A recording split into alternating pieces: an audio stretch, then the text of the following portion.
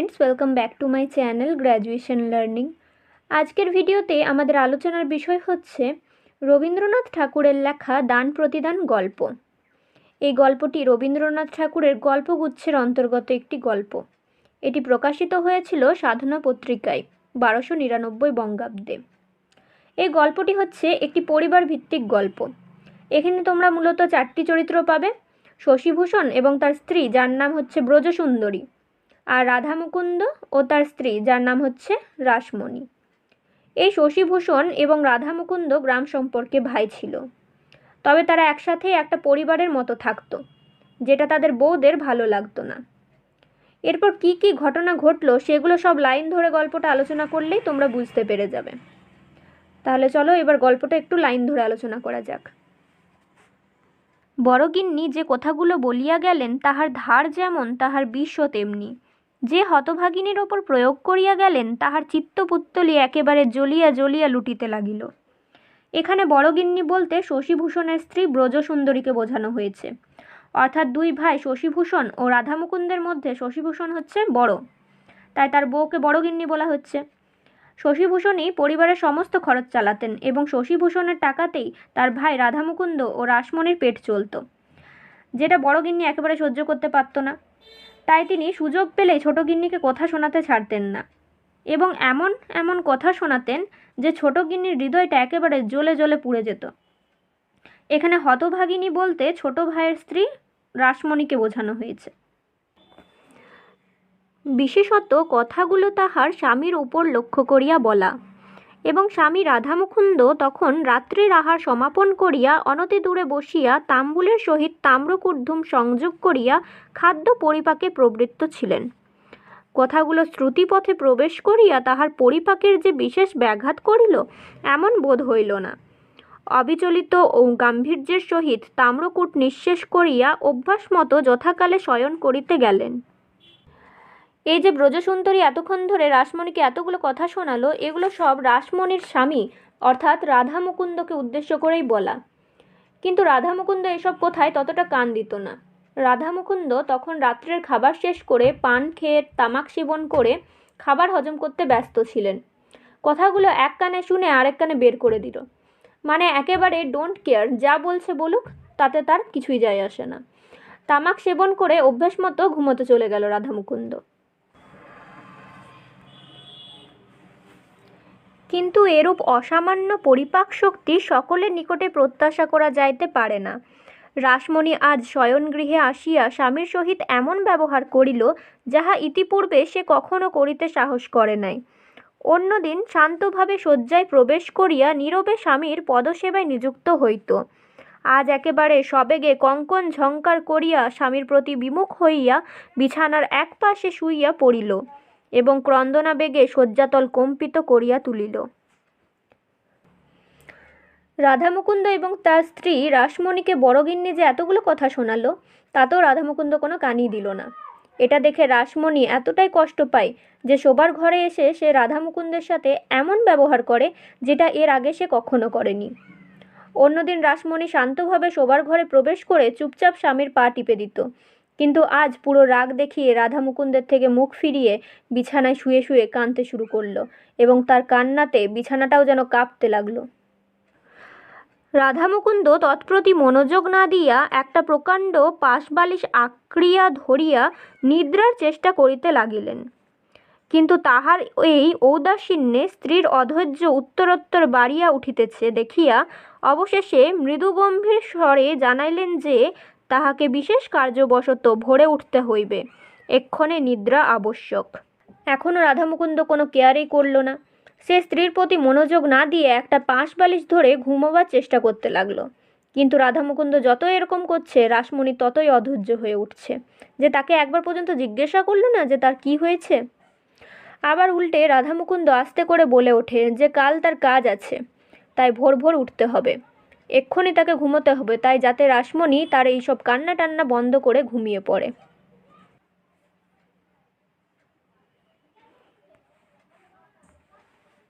স্বামীর কণ্ঠস্বরে রাসমণির ক্রন্দন আর বাধা মানিল না, মুহূর্তে উদ্বেলিত হইয়া উঠিল। রাধামুকুন্দ জিজ্ঞাসা করিলেন, কি হইয়াছে? রাসমণি উচ্ছ্বসিত স্বরে কহিলেন, শোনো নাই কি? স্বামী যখন তার প্রতি কোনো ধ্যানই দিচ্ছে না, তখন রাসমণির কান্না আরও বেড়ে গেল। রাসমণি একেবারে ফুপিয়ে ফুপিয়ে কাঁদতে শুরু করলো। তখন রাধামুকুন্দ শেষে জিজ্ঞাসা করে ফেললেন যে কি হয়েছে। রাসমণি তখন উচ্ছ্বসিত স্বরে বলল, শোনো নাই কি? শুনিয়াছি, কিন্তু বউ ঠাকুরন একটা কোথাও তো মিথ্যা বলেন নাই। আমি কি দাদার অন্নেই প্রতিপালিত নহে? তোমার এই কাপড় চোপড় গহনাপত্র এ সমস্ত আমি কি আমার বাপের কড়ি হইতে আনিয়া দিয়েছি? যে খাইতে পড়িতে দেয় সে যদি দুটো কথা বলে, তাহাও খাওয়া পড়ার সামিল করিয়া লইতে হয়। রাধামুকুন্দ তখন বলে ওঠে, হ্যাঁ শুনেছি তো, যে বৌদি আমাদেরকে খাওয়া পড়া থাকার নিয়ে কথা শোনাচ্ছিল। কিন্তু তাতে কি হয়েছে? এটা তো সত্যিই বলেছে বৌদি, যে আমরা তো সত্যি তাদের অন্নেই প্রতিপালিত। আমরা তো দাদার টাকাতে খাই পড়ি। তুমি যে সমস্ত গয়না কাপড় চোপড় পরো, সেগুলো কি আমার টাকায় আর না আমার বাবার টাকায়?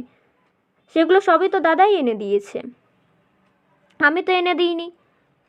তাহলে যে খেতে পড়তে দেয় সে যদি চারটে কথা শোনাবে, তাতে অত কান দেওয়ার কোনো দরকার নেই। তখন রাসমণি বলে ওঠে, এমন খাওয়া পড়ায় কাজ কি? তখন রাধামুকুন্দ বলে, বাঁচিতে তো হইবে। তখন রাসমণি বলে ওঠে, মরণ হইলেই ভালো হয়। রাসমণি বলে ওঠে, এমন খাওয়া পড়ার কাজ কি যদি আমাদেরকে কথাই শুনতে হবে? তো কি দরকার এরকম খেয়ে পড়ে থাকার? তখন রাধামুকুন্দ বলে যে বাঁচতে গেলে তো খেতেই হবে। রাসমণি বলে ওঠে, মরণ হইলেই ভালো। খাওয়া পড়ার জন্য যদি সবসময় এত কথা শুনতে হয়, তাহলে এরকম বাঁচার থেকে মরণ হলেই ভালো। তখন রাধামুকুন্দ বলে ওঠে, যতক্ষণ না হয় ততক্ষণ একটু ঘুমাইবার চেষ্টা করো, আরাম বোধ করিবে। বলিয়া রাধামুকুন্দ উপদেশ ও দৃষ্টান্তের সামঞ্জস্য সাধনে প্রবৃত্ত হইলেন। মানে বিষয়টাকে রাধামুকুন্দ সিরিয়াসলি নিচ্ছেই না, মজার ছলে উড়িয়ে দিচ্ছে। বলছে, যতক্ষণ না মরছো ততক্ষণ একটু ঘুমিয়ে নাও, তুমি আরাম পাবে। রাধামুকুন্দ ও শশীভূষণ সহোদর ভাই নহে, নিতান্ত নিকট সম্পর্কও নয়, প্রায় গ্রাম সম্পর্কে বলিলেই হয়। কিন্তু প্রীতিবন্ধন সহোদর ভাইয়ের চেয়ে কিছু কম নহে। বড়গিন্নি ব্রজসুন্দরীর সেটা কিছু অসহ্য বোধ হইত। বিশেষত শশীভূষণ দেওয়াত হওয়া সম্বন্ধে ছোট বউয়ের অপেক্ষা নিজ স্ত্রীর প্রতি অধিক পক্ষপাত করিতেন না। বরঞ্চ যে জিনিসটা নিতান্ত একজোড়া না মিলিত, সেটা গৃহিণীকে বঞ্চিত করিয়া ছোট বউকেই দিতেন। তাহা ছাড়া অনেক সময় তিনি স্ত্রীর অনুরোধ অপেক্ষা রাধামুকুন্দের পরামর্শের প্রতি বেশি নির্ভর করিতেন, তাহারও পরিচয় পাওয়া যায়। তোমাদেরকে আগেই বলেছি যে রাধামুকুন্দ এবং শশীভূষণ কিন্তু সহোদর ভাই নয়, মানে এক মায়ের পেটে তাদের জন্ম হয়নি। এরা হচ্ছে গ্রাম সম্পর্কে ভাই। তবে এদের মধ্যে প্রীতিবন্ধন নিজের ভাই অপেক্ষা অনেক বেশি। গ্রাম সম্পর্কে ভাই, তা তো এত ভালোবাসা, এটা দেখে বড়গিন্নি অর্থাৎ ব্রজসুন্দরীর অসহ্য লাগতো। কারণ সমস্ত খরচ তো ব্রজসুন্দরীর স্বামী শশীভূষণই চালাতো। আবার শশীভূষণ দুই বউকেই সমান চোখে দেখতেন। বরং যদি ধরো কোনো জিনিসটা মাত্র এক জোড়ায় পাওয়া গেল, তখন সেটা তার নিজের বউকে বঞ্চিত করে ছোট বউকে এনে দিতেন, অর্থাৎ রাসমণিকেই সেই জিনিসটা এনে দিয়ে দিতেন। আবার অনেক সময় তিনি ব্রজসুন্দরীর পরামর্শে কান্না দিয়ে তার ভাই রাধামুকুন্দের পরামর্শকেই বেশি শুনতেন। এতে তো ব্রজসুন্দরীর পুরো গা জ্বলে যেত, যে আমার কথা বেশি শুনছে না, ভাইয়ের কথাই বেশি শুনছে।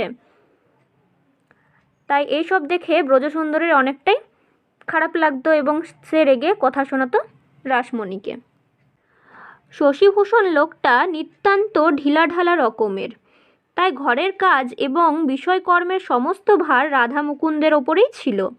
বড়গিন্নির সর্বদাই সন্দেহ, রাধামুকুন্দ তলে তলে তাহার স্বামীকে বঞ্চনা করিবার আয়োজন করিতেছে। তাহার যতই প্রমাণ পাওয়া যাইত না, রাধার প্রতি তাহার বিদ্বেষ ততই বাড়িয়া উঠিত। মনে করিতেন প্রমাণগুলোও অন্যায় করিয়া তাহার বিরুদ্ধ পক্ষ অবলম্বন করিয়াছে। এই জন্য তিনি আবার প্রমাণের ওপর রাগ করিয়া তাহাদের প্রতি নিরতিশয় অবজ্ঞা প্রকাশপূর্বক নিজের সন্দেহকে ঘরে বসিয়া দ্বিগুণ দৃঢ় করিতেন। তাহার এই বহু যত্ন পোষিত মানসিক আগুন আগ্নেয়গিরির অগ্নুৎপাতের ন্যায় ভূমিকম্প সহকারে প্রায় মাঝে মাঝে উষ্ণ ভাষায় উচ্ছ্বসিত হইত। বড় ভাই শশীভূষণ খুবই ঢিলেঢালা প্রকৃতির মানুষ ছিলেন, মানে তিনি খুবই সহজ সরল সাধারণ প্রকৃতির মানুষ ছিলেন। তাই তার যে জমিদারি ছিল তার দেখাশোনার দায়িত্ব তিনি নিঃসন্দেহে ছোট ভাই রাধামুকুন্দের ওপরে ছেড়ে দিতেন। আর ব্রজসুন্দরীর বারবার সন্দেহ হতো যে রাধামুকুন্দ তলে তলে তার সম্পত্তি অধিকার করে নেবে।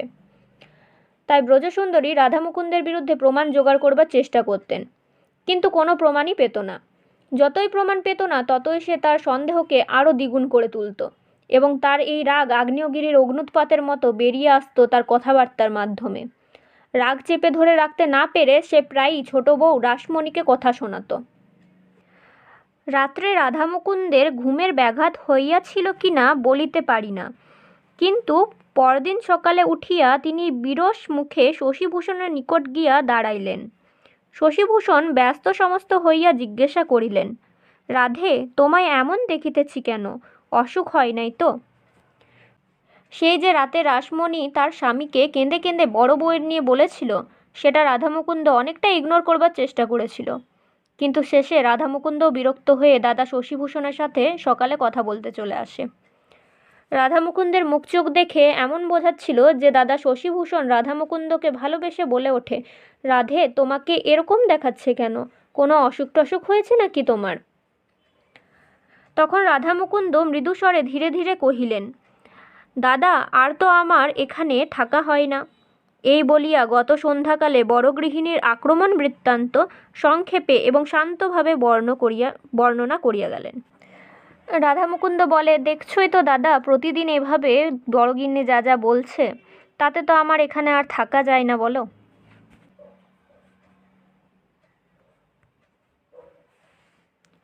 শশীভূষণ হাসিয়া কহিলেন, এ তো নতুন কথা নহে।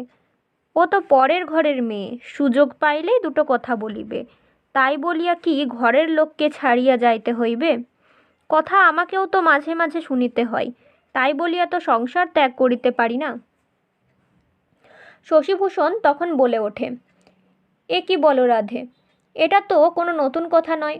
ও তো পরের ঘরের মেয়ে, মানে ব্রজসুন্দরীকে তিনি পরের ঘরের মেয়ে বলছেন, এবং রাধামুকুন্দকে বোঝাতে চাইছেন যে ও তো পরের ঘরের মেয়ে, সুযোগ পেলে কথা শোনাবে। তা বলে কি তুমি ঘর ছেড়ে চলে যাবে? তুমি তো আমার নিজের লোক, ওর কথায় তুমি কান দিও না। ও ওরকমই, আমার সাথেও তো ঝগড়া হয়, তা বলে কি সংসার ত্যাগ করে আমি চলে যাব? সে তো সংসার ত্যাগ করে চলে যেতে পারি না। রাধা কহিলেন, মেয়ে মানুষের কথা কি আর সহিতে পারি না? তবে পুরুষ হইয়া জন্মিলাম কি করিতে? কেবল ভয় হয় তোমার সংসারে পাছে অশান্তি ঘটে। রাধামুকুন্দ বলছে, হ্যাঁ, সে তো আমি কথাগুলো শুনেও না শোনা করতেই পারি, কিন্তু আমার তো এটাই খারাপ লাগছে যে আমার জন্য তোমার সংসারে অশান্তি হচ্ছে। আমরা এই বাড়িতে আছি বলেই আজ তোমার সংসারে এত অশান্তি হচ্ছে, তার চেয়ে আমরা চলে গেলে তোমার সংসারে যদি শান্তি ফিরে আসে। শশীভূষণ কহিলেন, তুমি গেলে আমার কিসের শান্তি? দেখো, শশীভূষণ তার ভাই রাধামুকুন্দকে কতটা ভালোবাসে। যখন তার ভাই বলছে যে সে বাড়ি ছেড়ে চলে যেতে চাই, তখন শশীভূষণ বলে উঠছে, তুমি গেলে আমার কিসের শান্তি? তুমি কি ভাবছো তুমি গেলেই আমি শান্তিতে থাকতে পারবো? সেটা কখনোই সম্ভব নয়। তুমি আমার নিজের মানুষ, আমার অনেক কাছের মানুষ, তুমি চলে গেলে আমি কখনোই শান্তিতে থাকতে পারবো না। গ্রাম সম্পর্কে ভাই হয়েও এই শশীভূষণ এবং রাধামুকুন্দের প্রীতি ও বন্ধন এতটাই দৃঢ় ছিল যে শশীভূষণ নিজের স্ত্রীকে পরের ঘরের মেয়ে বললেও রাধামুকুন্দকে সবসময় নিজের খুব কাছের মানুষ ভাবত। সহোদর ভাই না হলেও শশীভূষণের কাছে সহোদর ভাইয়ের চেয়েও বেশি ছিল রাধামুকুন্দ। আর অধিক কথা হইল না। রাধামুকুন্দ দীর্ঘ নিঃশ্বাস ফেলিয়া চলিয়া গেলেন। তাহার হৃদয়ভার সমান রহিল। এদিকে বড় গৃহিণীর আক্রোশ ক্রমশই বাড়িয়া উঠিতেছে। এটা উপলক্ষে হবে, ভুল লেখা আছে। সহস্র উপলক্ষে যখন তখন তিনি রাধাকে খোঁটা দিতে পারিলে ছাড়েন না। মুহুর্মুহু বাক্যবাণে রাসমণির অন্তরাত্মাকে এক প্রকার সরসজ্জাশায়ী করিয়া তুলিলেন। রাধা যদিও চুপচাপ করিয়া তামাক টানেন এবং স্ত্রীকে ক্রন্দনমুখী দেখিবার মাত্র চোখ বুজিয়া নাক ডাকাইতে আরম্ভ করেন, তবু ভাবে বোধহয় তাহারও অসহ্য হইয়া আসিয়াছে। শেষে দাদার কথা ফেলতে না পেরে রাধামুকুন্দ আর কিছু না বলে দীর্ঘ নিঃশ্বাস ফেলে চলে গেলেন, কিন্তু মনটা তার ভারী ভারী হয়ে রয়ে গেল। যখন তখন বড় বউ রাধামুকুন্দ এবং তার স্ত্রীকে খোঁটা দিতে লাগলো। রাধা মুকুন্দ চুপচাপ তামাক টেনে স্ত্রীর কাঁদো কাঁদো মুখ দেখেও চোখ বুজে ঘুমাবার চেষ্টা করতেন, কিন্তু কতই বা ইগনোর করবেন তিনি। আস্তে আস্তে রাধা মুকুন্দেরও অসহ্য বোধ হইতে লাগলো।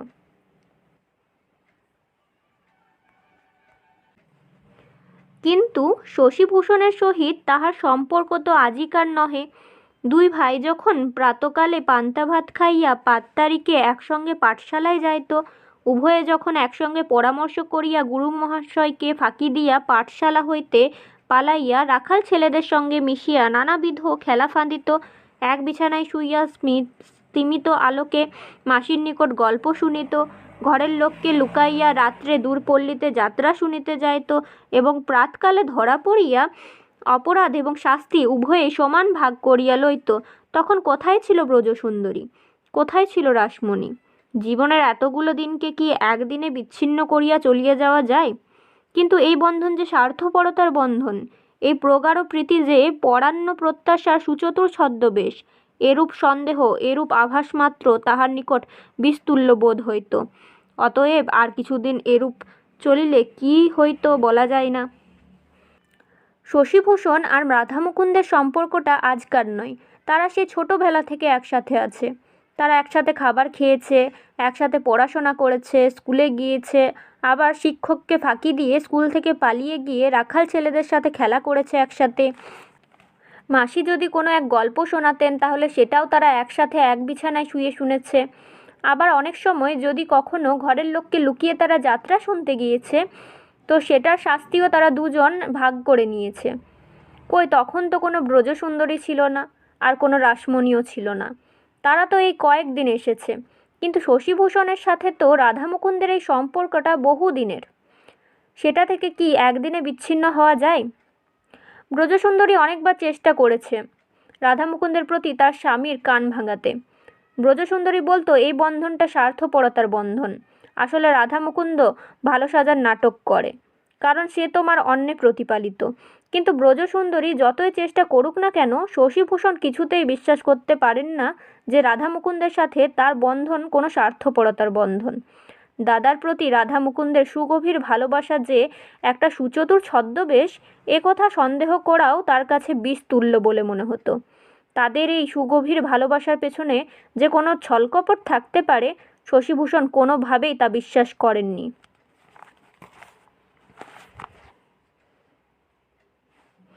কিন্তু এমন সময়ে একটা গুরুতর ঘটনা ঘটিল। এই লাইনটা দাগ দেবে, খুবই ইম্পর্টেন্ট একটা লাইন। কি গুরুতর ঘটনা ঘটলো সেটাই এবার আমি তোমাদেরকে নেক্সট ভিডিওতে বলবো, না হলে ভিডিওটা অনেকটা বড় হয়ে যাবে। আর আজকে যতটা পড়ালাম সেখান থেকে দুটো কোয়েশ্চেন করছি, দেখি তোমরা কে কতটা মন দিয়ে শুনেছো পড়াটা। তো প্রথম কোয়েশ্চেন হচ্ছে, রাধা মুকুন্দের স্ত্রীর নাম কি? এবং দ্বিতীয় কোয়েশ্চেন, ব্রজসুন্দরীর রাগের কারণ কি ছিল? এই দুটো কোয়েশ্চেনের উত্তর তোমরা আমাকে কমেন্ট করে জানাবে। আশা করছি আজকের এই ভিডিওটা তোমাদের ভালো লেগেছে। ভালো লাগলে অবশ্যই আমাদের চ্যানেলটাকে সাবস্ক্রাইব করে বেল আইকনে প্রেস করে দেবে এবং ভিডিওতে লাইক করতে একদমই ভুলবে না।